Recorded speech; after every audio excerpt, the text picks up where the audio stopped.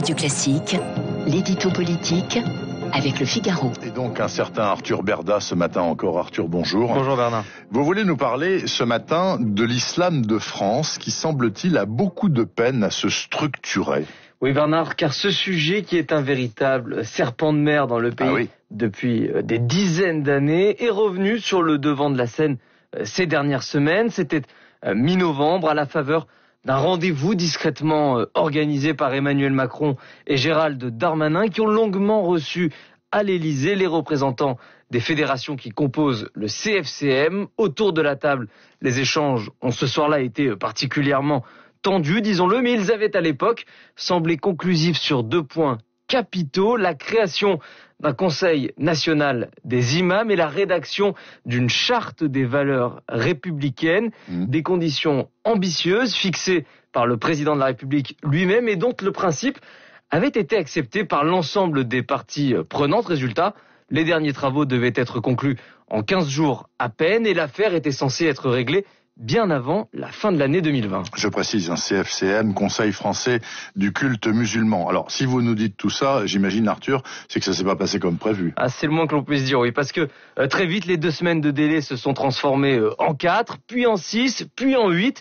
Et voilà maintenant que c'est tout le projet qui semble avoir du plomb dans l'aile, car hier, le recteur de la Grande Mosquée de Paris, un modéré, a claqué la porte et quitté la table des négociations en dénonçant, je cite, l'influence de la composante islamiste au sein du CFCM, le Conseil français du culte musulman, vous le disiez. En clair, il cible principalement les musulmans de France, de l'ex-UOIF, dont certains parlementaires réclament d'ailleurs la dissolution, et l'organisation turco-européenne Miligorus, 2 associations qui étaient dans le viseur de l'exécutif depuis plusieurs semaines déjà, notamment parce qu'elles sont respectivement suspectées de promouvoir un islam politique pour l'une et d'entretenir l'influence étrangère sur le territoire national pour l'autre. Donc, est-ce que l'on va, selon vous, Arthur Berda, vers un abandon pur et simple de ce projet, ou est-ce qu'on doit tout de même s'attendre à un débouché quelconque ? Ce qui est certain, c'est que contrairement à ce qu'il avait espéré et même annoncé, Emmanuel Macron ne sera pas parvenu à mettre les multiples représentants de l'islam d'accord entre eux sur un projet commun, et que donc la belle idée de la structuration du culte, inspirée du modèle concordataire de Napoléon, s'éloigne encore un peu plus pour ce qui concerne l'islam. C'est dommage, c'est regrettable et surtout, cela risque de rendre encore plus difficilement applicable le projet de loi de lutte contre le séparatisme islamiste. Et ça, avant d'être un échec politique, ce serait une défaite culturelle et un terrible aveu d'impuissance. Vous me direz que ça n'est pas la première fois. Espérons en revanche que cela reste la dernière. Merci beaucoup Arthur Berda pour cet édito. Vous serez là demain pour le dernier de l'année 2020. Il est 8h17. Voici l'invité de la rédaction ce matin.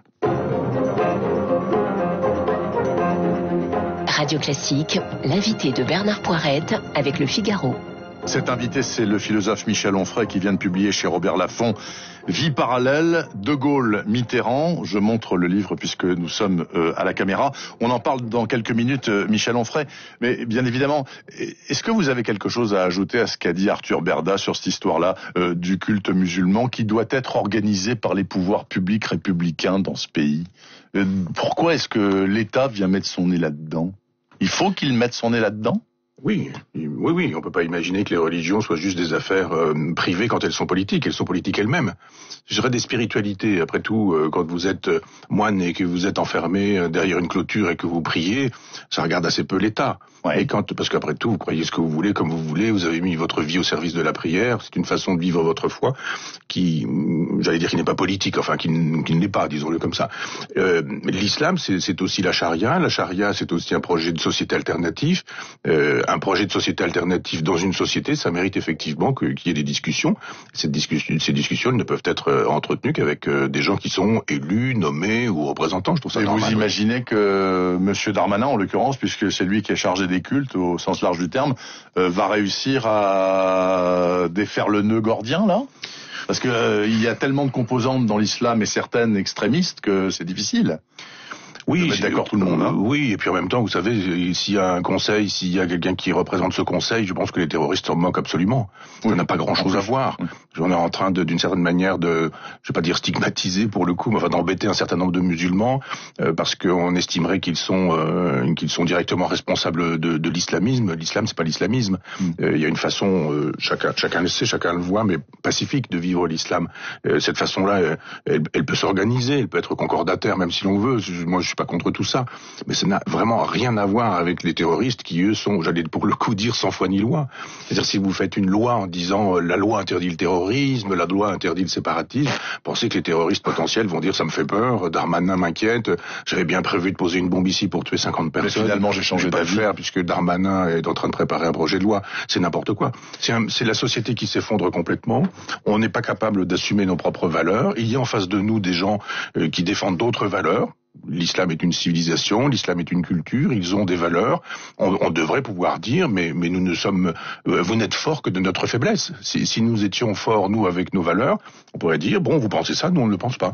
Je sais pas, l'excision, pour ou contre, la polygamie, pour ou contre. Puis après, on peut même rentrer dans des débats théologiques. Vous savez, ce garçon qui s'est fait tabasser parce qu'il a fêté Noël alors qu'il était musulman. Oui. Bon, je veux bien qu'on entre dans le détail pour expliquer comment le judaïsme va générer le catholicisme, parce qu'effectivement, on annonce un prophète. Les juifs annoncent un prophète et les chrétiens disent non, il n'est pas annoncé, il est déjà venu. Et comment, après ça, des docétistes, c'est-à-dire des judéo-chrétiens du 2 ou 3e siècle après Jésus-Christ, vont générer l'islam. Vous savez, dans l'islam, dans le Coran, il y a une vingtaine de fois le nom de Jésus prononcé. Jésus est un prophète. L'islam estime que Jésus n'a pas été crucifié, mais qu'il a existé. Les gens qui pensaient que Jésus n'a pas été crucifié, mais qu'un autre l'a été à sa place, ça s'appelle des docétistes. Donc il y a un grand lignage entre le judaïsme, le catholicisme et l'islam. Moi, je crois plus à ça, c'est-à-dire à la culture, à ce qu'on pourrait appeler de la contextualisation. Parce que, par exemple, moi, j'ai un ami qui me dit, moi, au Ramadan, un musulman qui me dit, au Ramadan, j'arrête de boire. Ouais. Je dis de l'alcool. Je dis mais c'est rigolo.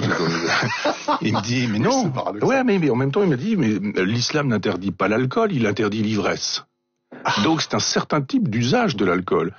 Et cette contextualisation-là, elle est extrêmement intéressante. Donc plutôt que de fabriquer des conseils du culte musulman, je pense que si on faisait de la théologie pour contextualiser un certain nombre de sourates ou de versets, on irait plus vite, mais de toute façon, ça ne concernerait pas les terroristes. Michel Onfray, vous sortez du Covid, vous avez salement dérouillé au mois de novembre. Est-ce que, sortant de là, vous êtes toujours un fan du professeur Raoult ? D'abord, j'ai jamais été... si, vous avez été un fort soutien pendant la première partie de l'année de Monsieur Raoult et de l'hydroxychloroquine. Oui, absolument. Tout au départ, quand tout le monde nous disait tout le contraire de tout, il y avait un médecin qui nous disait « Moi, je soigne de cette manière-là ». Et je disais « Très bien ». Il y a un moment donné où Descartes dit quand on est perdu dans la forêt, il faut prendre un cap et le tenir. Donc j'ai défendu cette idée qu'un médecin puisse soigner. Moi, vous savez, j'ai fréquenté hélas les hôpitaux pour plein de raisons qu'on sait plus ou moins, mais à chaque fois que j'ai demandé un avis à un médecin, c'était un avis différent. Donc il y a un moment donné où il faut s'arrêter à l'avis d'un médecin. Quand tous les autres disent mais on sait pas, on soigne pas, quelqu'un dit moi je fais ça, j'ai soutenu cet homme en disant il m'intéresse et c'est pas moi qui suis allé vers lui, j'avais pas encore parlé de lui, que c'est lui qui est venu vers moi pour que nous parlions, etc. Bon. Ensuite, j'ai pensé que sur un certain nombre de sujets, il avait eu tort. On a le droit d'avoir tort. Je veux dire, sur ce sujet, tout le monde a tout dit le contraire de tout. Quand on parle beaucoup, comme c'est mon cas, on peut dire beaucoup de bêtises. Par exemple, c'était une grippette, avait-il dit, qui ne ferait pas plus de morts que les accidents de trottinette. 1,5 million sur la planète. Je pense pas que la trottinette ait autant tué.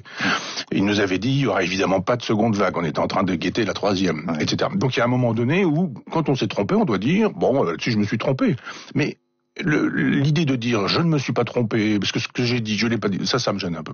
Mais donc vous, par exemple, vous n'avez pas été soigné à l'hydroxychloroquine. Alors vous en êtes sorti classiquement. Oui, mais ça je peux expliquer parce qu'il y a eu quelques malveillants qui ont fait savoir que je défendais l'hydroxychloroquine mais que finalement quand il s'agissait de moi je ne prenais pas, etc. Il y a des médicaments qui ont des effets secondaires. Tous les médicaments ont des effets secondaires. Parmi les effets secondaires de l'hydroxychloroquine, il y a ce qu'on appelle des torsades de pointe de manière technique, c'est-à-dire des risques de créer des infarctus. J'ai eu un infarctus. Je suis soigné pour ça depuis 30 ans, plus de 30 ans. Je prends des médicaments pour ça. Incompatibilité. C'est une telle incompatibilité que parmi les risques pour moi d'une prise de l'hydroxychloroquine, il y avait la mort. Donc il y a un moment donné où j'ai vu ça avec mon médecin. Et donc mon médecin a vu avec le professeur Raoult. Je sais, il n'a pas dit très précisément, mais que le professeur Raoult regrette que mon médecin ait pris cette décision. Mais nous avons, mon médecin et moi, pris la décision de ne pas utiliser l'hydroxychloroquine parce que je n'avais pas envie d'être un martyr de l'hydroxychloroquine. D'autant plus que lui m'a dit, cette hydroxychloroquine, j'étais très pour au départ, puisque j'en avais chez moi en cas de besoin personnel. Il me dit, j'aurai le Covid aujourd'hui, je pense que je ne l'utiliserai pas. Il dit, on a des études aujourd'hui, l'hydroxychloroquine ne fonctionne pas. Bon, ma pensée est dialectique. C'est-à-dire que tout au départ, je défends un homme qui nous dit « mais moi je soigne comme ça, advienne que pourra ». C'est ainsi, je dis « bah voilà, quelqu'un qui nous conduit, et c'est bien qu'on a besoin d'être conduit par un médecin quand on est malade. On se remet à lui. Et puis le temps passant, on se dit « bon, sur ce sujet ça va pas, sur celui-ci non plus, etc. » Donc je n'ai jamais été fan. J'ai défendu quelqu'un qui nous disait « moi je soigne de cette manière-là ». Les travaux étant ce qu'il est, c'est quand même quelqu'un qu'on a beaucoup attaqué, qu'on a beaucoup méprisé, qu'on a beaucoup insulté. On a quand même fait des émissions contre lui, on a porté plainte, etc. Je persiste à croire que je redirai la même chose dans la configuration d'il y a un an, et que ça n'est pas parce que je n'ai pas pris l'hydroxychloroquine, et d'ailleurs je l'ai contacté moi-même, donc si j'avais pu médicalement prendre, je l'aurais évidemment pris.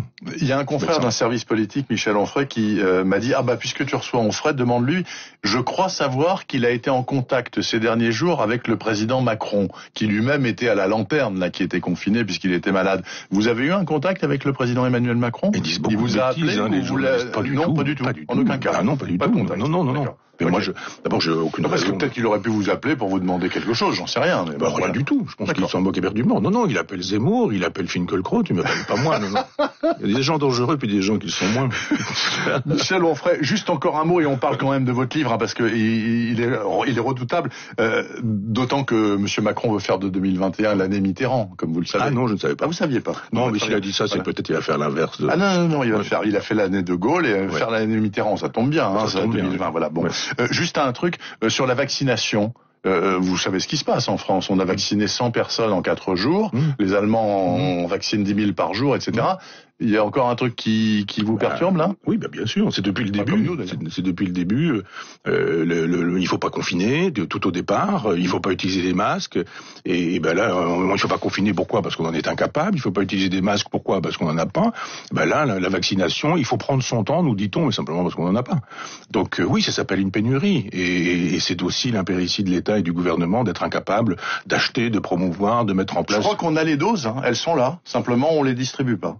Ah oui, ça, c'est un problème de structure, il y a pas de gens pour piquer, ou puis en même temps, il faut passer par le médecin traitant qui est en vacances. À moins 80 degrés, on n'a pas toutes ces choses-là, mais en même temps, un médecin peut pas avoir ça chez lui, un frigidaire de ce type-là, un congélateur du moins. Donc, voilà, c'est la France, quoi. On n'est pas d'autres y arrivent, nous non. Oui. C'est ça qui est bizarre. C'est la France, ça.